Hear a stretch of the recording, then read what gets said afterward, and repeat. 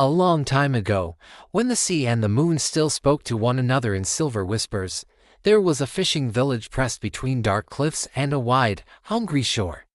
The people there rose before dawn and laid their nets upon the water. They gave thanks to the sea when it was generous, and cursed it when it was empty. The wind tasted of salt and longing. Children listened at night to the groan of the waves on the rocks.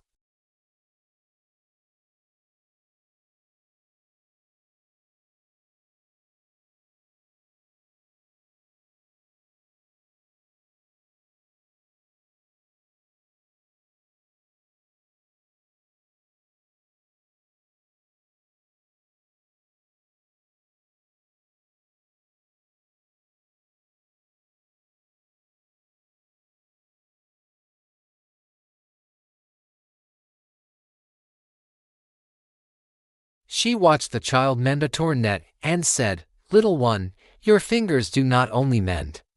They remember. The sea remembers too. Keep your hands open, even when others close theirs." She pressed a shell into the child's palm. It murmured softly, though no one put it to their ear. Days turned and turned again. There came a season when the fish did not run. Nets came up empty, and the smoke from cook fires turned thin. Children grew quiet. The headman stamped his foot. "Enough waiting," he said. "We will set a great cord across the mouth of the bay and keep everything the sea holds: fish, turtles, anything with a fin. Let nothing pass. We will not starve for softness." Men and women labored with rough voices, twisting rope as thick as a man's wrist and stakes as long as oars. They stretched the snare where the cliffs drew close, so that even a whale would have to pause. The child stood on a rock and cried out, "Do not seal the water. The sea needs a path, as we do. If you stop up its breathing, it will choke." No one listened.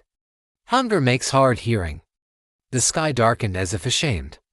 On the third night, a wind strode down from the hills and flung itself upon the water. The bay rose up. Waves with white teeth bit at the ropes. The great net, heavy with flailing life, strained and sang a mournful song. Fish thrashed and turned the water to shining knives. A seal beat the net with both flippers and cried like a child. In the deep, a long shape brushed against the ropes and sent a shudder through all who watched.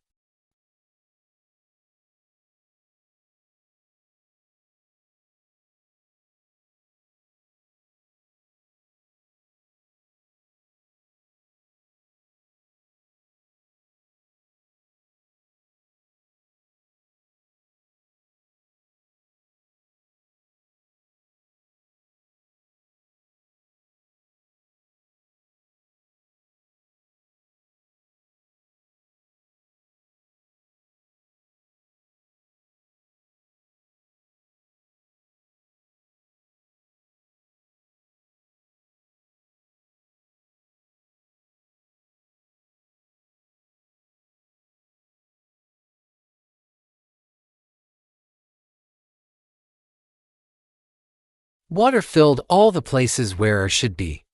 Alone in the deep, the child looked up and saw the world as a pale circle far above. "See, mother," the child thought without sound, "if I cannot climb back to the air, let me be a door for others. Let me be a path for freedom." The sea heard. The sea always hears. A warmth rose from the deep like a hand. The water that had been heavy became sweet as milk. The child felt the old shell open in the palm like a small sun, and its humming grew into a song.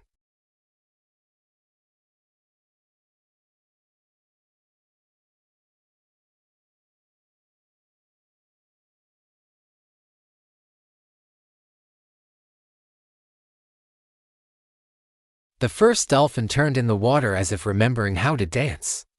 With a high leap, it broke the surface and met the rain face to face. The dolphin dove again, pressed its smooth head against the net, and found the clever places where knots came loose.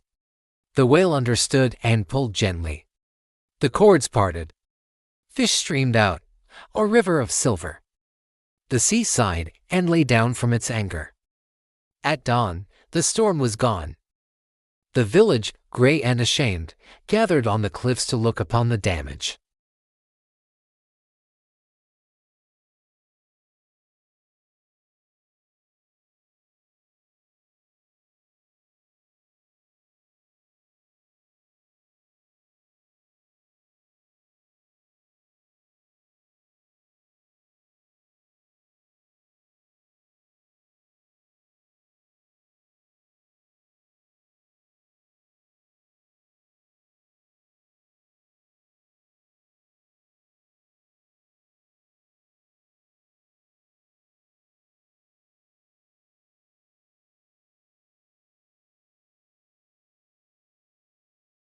So people tell each other, by fires and under stars, why dolphins swim close to our hands.